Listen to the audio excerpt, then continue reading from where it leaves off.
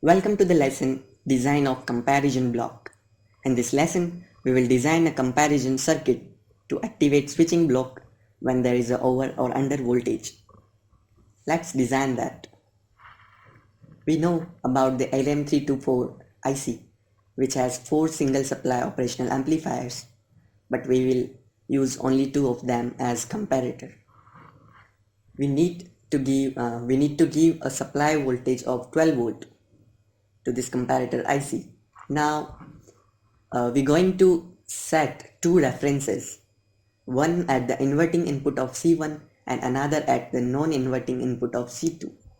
I'm taking two Zener diodes, one of 5.6 volt and other is of 4.7 volt. You can select any value, but there should be some difference between voltages. Now, to choose value of series resistor, use the same method as we discussed in the lesson 3. So by using that method, we will get Rs nearly equal to 72 ohms in case of 5.6 volts in a diode. But for safety, we can always use a value more than that. Hence, I am using 1 kilo ohms in case of both the resistor. Now, whenever the voltage at inverting input of C2 is less than 4.7 volt, C2 outputs 12 volt. And when the voltage at non-inverting input of C1 is more than 5.6 volt, then C1 will output 12 volts.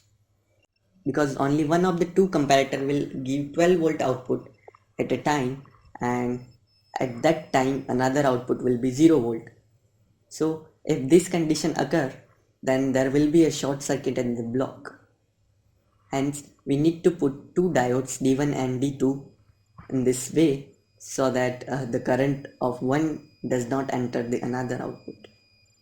So this was the comparison block we just designed. Now we connect block 1, which is switching block, to the comparison block. So this is the complete circuit we have designed till now. Now see you in the next lesson.